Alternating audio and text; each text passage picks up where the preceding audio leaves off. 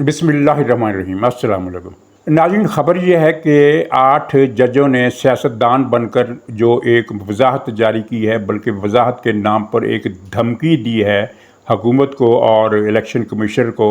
उसे दोनों की तरफ से मुस्तरद कर दिया गया। इलेक्शन कमीशन का तो ऐलान आ गया और अभी उसने कल इजलास में बाज़ाब्ता बयान जारी करना है, जबकि हुकूमत ने अंदर ही अंदर ये फ़ैसला किया है कि जहां हम बहुत कुछ रद्दी की टोकरी में डालते हैं तो ये भी उसी रद्दी की टोकरी में जाएगा, इसकी कोई अहमियत नहीं है। इन 8 जजों ने वजाहत जो की है, जिस वजाहत के नाम पर एक धमकी दी है, उसकी वजह आप समझते हैं कि क्या हो सकती है। एक बौखलाहट है, मायूसी है, गुस्सा है, बहुत सारी नफसियाती चीज़ें हैं जिनकी वजह से इन्होंने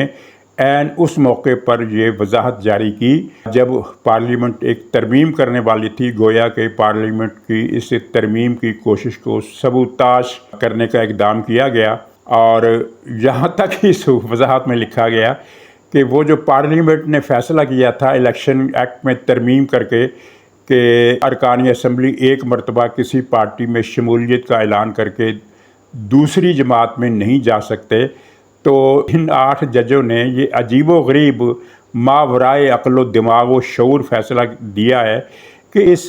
पार्लियामानी एक्ट का, इलेक्शन एक्ट में इस तरमीम का इतलाक़ PTI पर नहीं होगा। बाकायदा नाम लेकर कहा कि इसका इतलाक़ PTI पर नहीं होगा। और नाज़रीन, मायूसी ज़ाहिर है, एक जिस मकसद के लिए इन्होंने PTI को ये खुसूसी सीटें दी थी उसके मांगे बगैर, और उसका मकसद भी यही था कि मंसूर शाह साहब को कबूल नहीं था कि उनकी चीफ जस्टिसशिप जो है वो 3 साल के लिए मुअख्खर हो जाए। उन्हें बहुत बेताबी आई हुई थी, बहुत बेताबी आई हुई है, बेचैनी आई हुई है कि मैं जल्दी चीफ जस्टिस बनूं, और यही मामला मुरीब का था कि उसकी बारी भी फिर पीछे 3 साल चली जानी थी। तो इस सारी चीज़ को रोकने के लिए मायूसी, बौखलाहट, इश्तियाल और वो इमरान खान से जो रवायती प्यार, मोहब्बत, इश्क का जो रिश्ता है उस सब को निभाने के लिए ये एक किस्म का शब खून था जो पार्लियामेंट पर और आइन पर मारने की कोशिश की गई, लेकिन नाकामी ज़ाहिर इसकी भी सरफस पर लिखी हुई है कि ये चीज़ नाकाम हो जाएगी। आपने देखा इलेक्शन कमीशन ने क्या जवाब दिया। ये इन जजों की बौखलाहट और जल्दबाजी का नतीजा ये भी निकला कि इन्होंने इलेक्शन कमिश्नर पर एक ऐसा इल्ज़ाम धर दिया जो खिलाफ वाक़या था, बेहकीकत था, और इलेक्शन कमिश्नर ने फ़ौरन ही जवाब देकर ये कहा कि आपने गलत बयानी की है, इनके पल्ले कुछ नहीं छोड़ा, इनकी कुछ इज़्ज़त नहीं रही कि जो जज मुंसफी की कुर्सी पर बैठकर झूठ बोलें उनकी फिर क्या इज़्ज़त रह जाती है। इन्होंने अपने इस वजाहती हुक्मनामे में, वजाहती धमकी नामे में ये लिखा कि इलेक्शन कमिश्नर वो गौहर अली ख़ान को PTI का चेयरमैन मान चुका है। जब वो PTI के चेयरमैन मान चुका है तो फिर ये सीटें PTI की है, अब इलेक्शन कमीशन पीछे नहीं हट सकता। ये एक बहुत ही मज़ेदार बात है। इलेक्शन कमिश्नर ने उधार नहीं रखा और फ़ौरन ही जवाब दिया कि हमने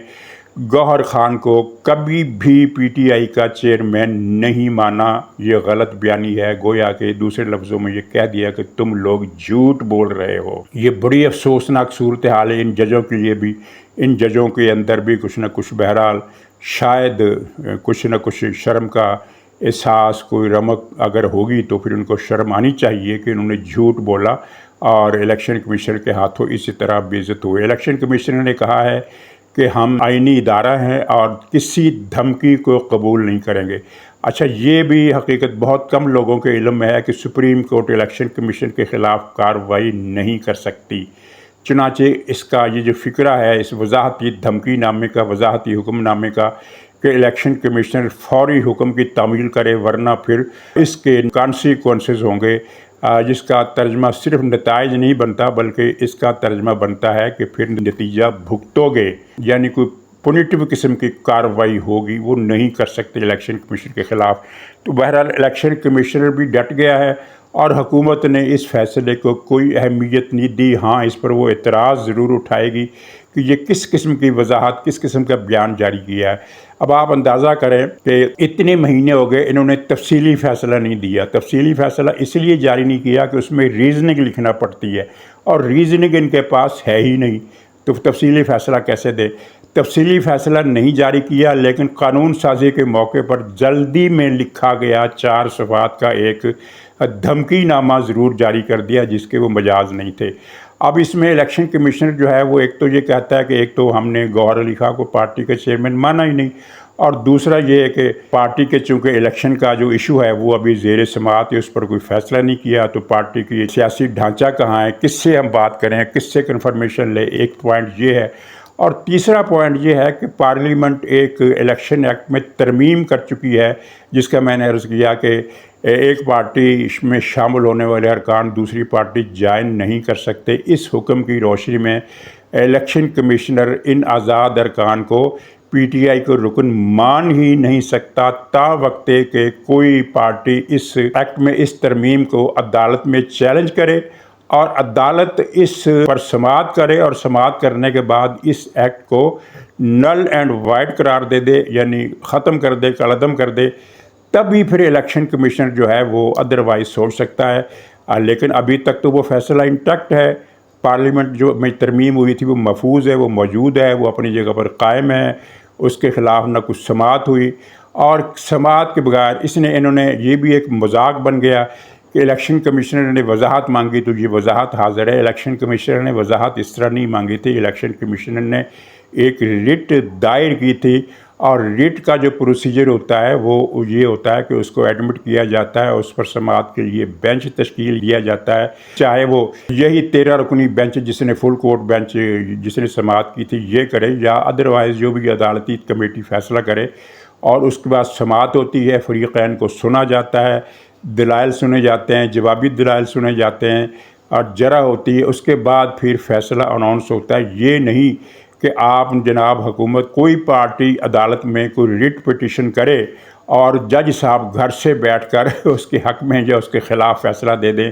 کوئی عدالتی کارروائی کیے بغیر۔ یعنی یہ ایک ایسا سرکس لگایا گیا ہے ان 4 صفحات میں جس کی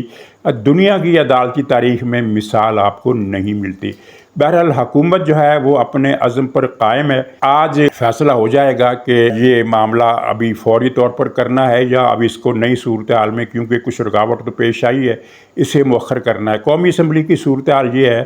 کہ اس میں تو جو پی ٹی آئی کے جو آزاد ارکان ہیں جن کو یہ حکومت یہ عدالت سمجھتی ہے کہ اگر انہوں نے ووٹ دیا تو ہم ان کو ڈی سیٹ کر دیں گے، ان کا ووٹ کاؤنٹ نہیں کریں گے، وہ تو ہیں ہی، لیکن 6 پی ٹی آئی کے ارکان ایسے ہیں جنہوں نے کسی بھی پارٹی کے اندر شمولیت کا حلف نامہ نہیں جمع کرایا، نہ سنی کونسل میں اور نہ پی ٹی آئی میں، اور وہ 6 ارکان جو ہے اگر وہ حکومت کے حق میں ووٹ دے دے حکومتی بل کے حق میں تو پھر کیا کریں گے۔ اچھا، حکومتی معاملہ جو ہے اس میں تھوڑی سی گڑبڑ ضرور ہے کہ جو مولانا فضل الرحمان صاحب ہیں وہ سرکاری افسروں کی مدت ملازمت میں اضافہ کے حامی نہیں ہیں، وہ اس کے مخالف ہیں، اور اس کی وجہ یہ ہے کہ اس کے نتیجے میں چیف جسٹس قاضی فائز عیسیٰ کی مدت ملازمت بھی بڑھ جائے گی،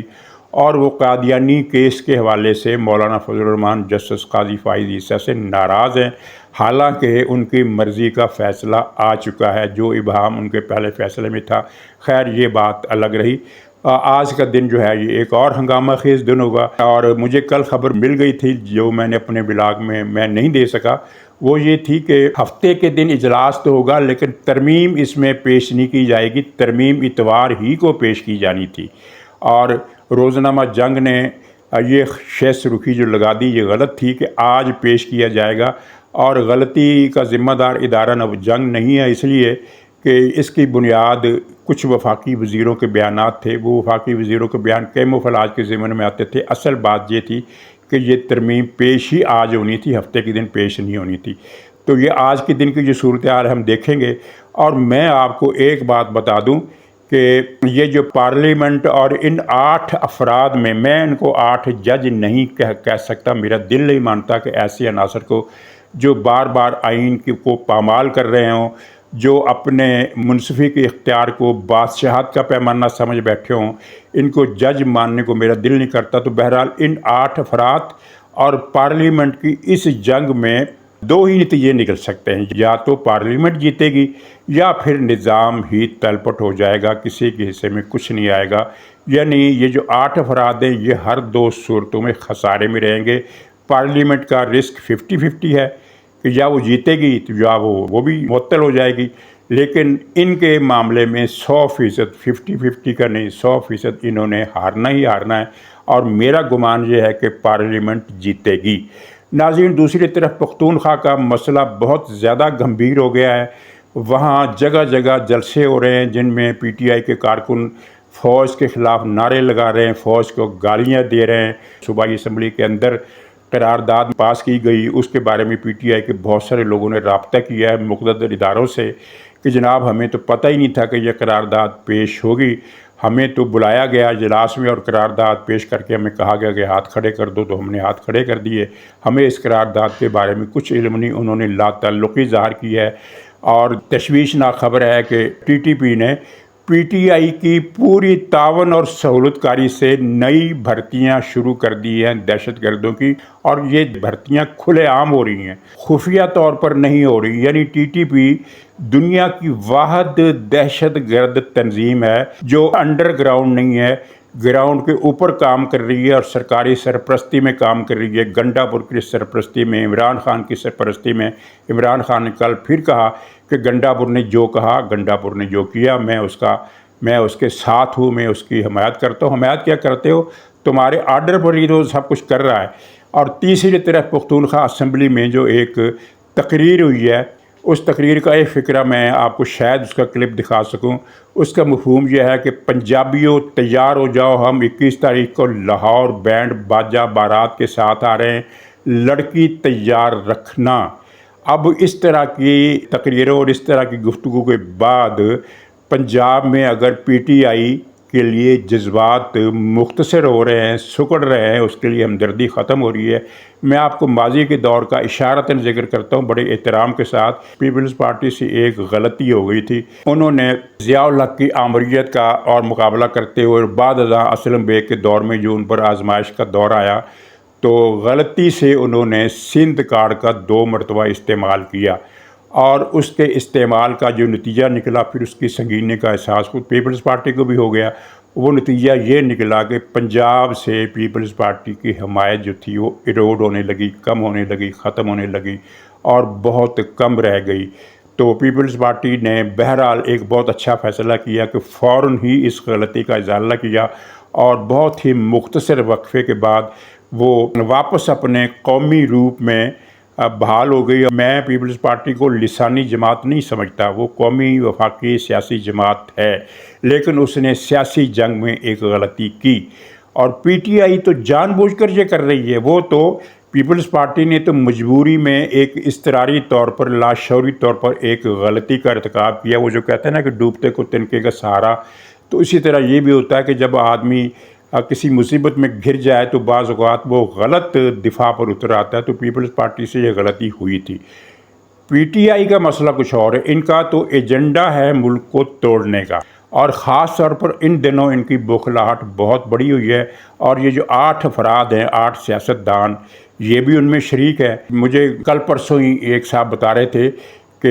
ایک تو آئی ایم ایف نے پاکستان کے قرضے کی منظوری دے دی ہے، اور دوسرے یہ کہ پاکستان نے شرح سود 2% کم کر دی ہے، جو کہ ابھی ظاہر کم ہے، ابھی اور اس میں کمی ہونی چاہیے۔ لیکن یہ 2 واقعات جو ہیں یہ پاکستانی معیشت کے لیے اچھے شگون ہیں۔ عدم استحکام، معیشت میں عدم استحکام کا خطرہ ٹل گیا ہے،